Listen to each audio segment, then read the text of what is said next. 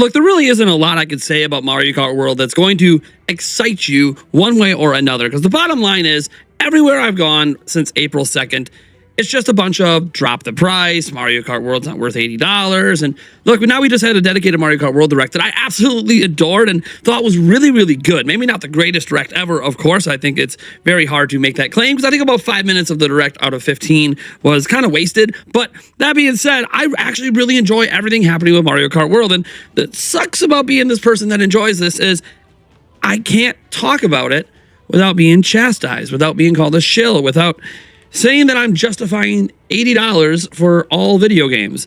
And it's kind of weird because I've actually avoided talking about this price stuff in general at the channel. We've had some light conversations on our podcast, but it's a very touchy subject because in the end, we're talking about money and we don't all have unlimited amounts of it. And we all have to decide for ourselves what the value of a dollar is. The reason why that you're trying not to even talk about it is because you know that that Nintendo is ripping people up. You know that game is not worth $80, but you love Nintendo so much. Your channel is so surrounded by Nintendo. You want Nintendo to succeed so you can keep their games going. So you need us to buy them, and you're getting tired of it. You know, I've never seen you make a video about complaining about Sony. Maybe you have. I just recently found out, but I don't see you complaining about Sony's recent price hikes because of Nintendo. I don't see you complaining about the possibility of GTA 6 being overpriced, you know, because you don't care, okay? All you care about is funding your lifestyle because you want to continue with Nintendo. And I understand, that's fine. Just be honest and admit it, but you don't want to say nothing negative about Nintendo because you want to possibly become a Nintendo ambassador if you're not already, get free review copies if you already don't. Come on, every one of us can see what's going on here and what is valuable to us on an individual level. And while it could be absolutely a valid argument to say no video game is worth $80, I also feel that that's all about the price you put on your own entertainment. Look, Nintendo's a multi-billion-dollar company. They're not going to go out of business if they price this game at $60. Heck, they wouldn't have gone out of business if they priced the Nintendo Switch 2 at $300. They could have literally taken a loss and made that all back on software sales of $60, $70, $50 games and been just fine. They would make less money and they would be less successful, but they would also be in a good place. Now, would making less money and less successful lead to industry layoffs like everyone else has had to come in their way except for Nintendo? Maybe, or maybe not. It's hard to really know. I think it's okay for corporate entities to not have all of our money, right? I totally get that, and that is a very pro-consumer thing. You do realize that successful games like Marvel Rivals have sat there and laid off people. Okay, you know, maybe Nintendo has and you just haven't heard about it, which I'm actually shocking that if Nintendo hasn't laid off anybody, pretty shocking about that because all they care about is lining their own damn pockets. And you can sit there and be like, oh, well, it depends what you put on the value of it. That's the most bullshit cop-out answer you could ever ask for. Okay, you're trying to sit there and make it seem like you're for gamers, but without saying it because you don't want to piss off Daddy Nintendo. Things should be cheaper for the consumer. Companies don't need to be trillion-dollar companies like Apple and all of that, right? I mean, the irony of me saying that is I'm rocking an iPhone 16 Pro Max. So I get it. Like, I'm not going to sit here and defend Nintendo because it's not my job to sell Mario Kart for them. That's their job. And whether or not they have done a good job convincing people to buy Mario Kart World is going to come down to the sales in the end. It's going to come down to your wallets and if you guys decide to spend the money. But what really sucks right now is we're on the precipice of a brand new generation of Nintendo that by all means seems really exciting. If you take the Mario Kart $80 controversy and you set that to the side, you take that and you put it over here, what you're left with is actually a lot of really great things happening. You're left with things like Donkey Kong Bonanza. People seem legitimately excited about this, and there's buzz coming out of the Switch 2 experiences that this has the potential to at least be in the conversation for Game of the Year. I don't know if it's going to end up that good and if the whole game's experience actually holds up, but people seem genuinely excited about it, and no one seems to care that it's $70. Well, what do you expect? It's being overshadowed by Mario Kart World. Of course, no one's going to complain about 70 when they're trying to throw an $80, $90 game in your goddamn fucking face. Yes, I know that we don't know if the physical copy is going to be $90, but in other countries, they are selling them for $90, which is ridiculous. You know, and you're going to sit there and be like, it's in the conversation of Game of the Year. Come on, my guy. There's no way that Donkey Kong Bonanza is going to be in the conversation for Game of the Year. If they add it as a nominee, they're trying to give Nintendo a pity party is all they're doing.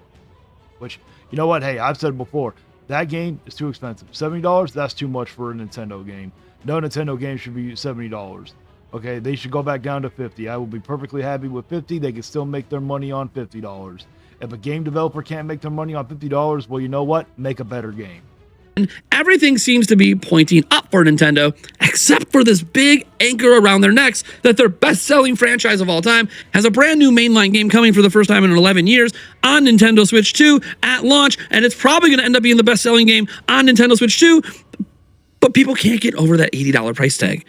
I'm not here to tell you that $80 is too much. I'm not here to tell you that $80 is worth it. I can only talk for myself, and I'm actually glowing about this game. If you had told me, let's say 3 months ago, that Mario Kart World was not just a launch game for Nintendo Switch, but it would be an open world collectathon, I would have said you're crazy. That sounds like something out of a dream world. That sounds like I am, on the 4chans and just pulling the random, rumors out of a hat of pipe dreaming. And you know what? That's what it is. We have hundreds of missions announced today. Hundreds. Well, just think about that. You have the coins to collect, right? We have those question block panels to run over and unlock new areas. That's funny that you think that everything's pointing up for Nintendo. Have you even been listening to anything? Well, you kind of do, because you sat there and said like, oh, they just got this one glooming thing. No, there's multiple glooming things. The overpriced console compared to the Japanese consoles. They're ripping us off to be able to subsidize Japan's inability to afford games. You know, the $80 price tag for Mario Kart World, the overpriced Donkey Kong Bonanza, the overpriced Breath of the Wild, all those overpriced reports that are coming to Switch 2, which all are not their fault. You know, it's also the game developers like not really Capcom, but, CD Projekt Red and all the rest of them. I mean, no, you can sit there and be like, oh, this is probably going to be the best selling game. Oh, probably it might be. But just remember, on the Wii U, the best selling game was Mario Kart 8, and it only sold 8 million copies. Just remember that one. It probably sold more than 8, but it didn't sell that many.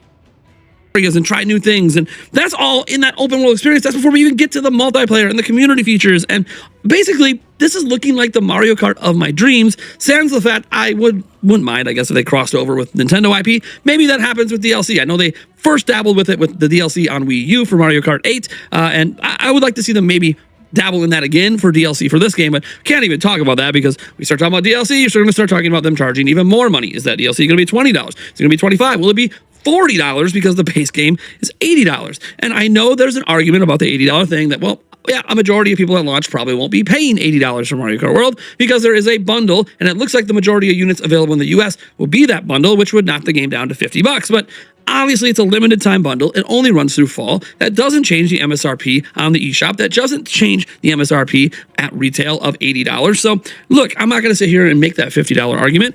I'm just going to note that I'm not paying $80 for Mario Kart World. You can sit there and act like you're getting such a deal, but even if you paid the full price for the game, you want to know what's funny? Is you're not going to care because you would pay it because you're not the normal gamer, which you're not even a real gamer anyways. You're nothing but a fake bootlicking gamer. You're nothing but a corporate shill. You sit there and are bootlicking Nintendo. I can see your nose getting browner and browner at every damn moment.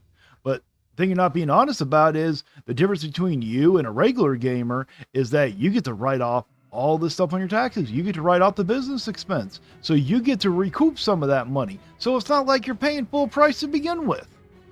I'm paying $500 for the system and the game, and I obviously am going to find that worth it, and I really, really enjoy Mario Kart. This game looks like everything I always wanted Mario Kart to be. So I knew no matter what happened at the Direct today, we were going to be just avalanched with negative videos. Negative videos, negative videos, negative videos. There's no shortage of negative videos about Nintendo Switch 2 out there, whether they're based in reality. And look, I think it's fair if you want to criticize the cost of games. I think that is totally okay. I also think it's totally okay if you don't mind it, or if maybe you're sick of the conversation. And that's probably why this video exists. I'm sick of the conversation, and if I'm getting sick of it, I can't be the only one. And the problem is, it's going to make people think I'm a corporate shill. To be fair, they already think it because I make Nintendo content and have Nintendo in my username, on my hat, yada, yada. Okay, look, people are going to think I'm a shill anyways because of what I do for a living, because I happen to enjoy Nintendo's products. I don't enjoy everything Nintendo does. I have regretted purchases I've made from Nintendo. I spent $60 of my own hard-earned money on Princess Peach Showtime. Yeah, I regret that purchase. I wish I never made it. I just had high hopes because I'm a feeder. No, it's not okay to agree that this is okay for the price point. You want to know why? Because you're affecting the whole market. Okay, you're not just affecting yourself, you're screwing over me, you're screwing over all the other gamers. Because we are doing the right thing. We are standing up for what's right. We're actually standing up for the consumer and gamers. You're not, okay? You're standing up for corporations, okay? You're standing up for their greed. If you accept this price point, then that means that you're standing up for them. Okay, because you have a very large following. You can sit there and do the right thing. You can grow up and finally become a man and not be a coward and cower down to your daddy Nintendo. You could sit there and stand up and be like, no, this is not okay. These prices should not be at this point. Do not rip off the consumer like this. But you won't do that because you don't want to look bad in front of daddy Nintendo. Well, that's it for my reaction. I will sit there and link his channel down below. If you do check him out, do not send no hate whatsoever. But until next time, guys, stay vigilant.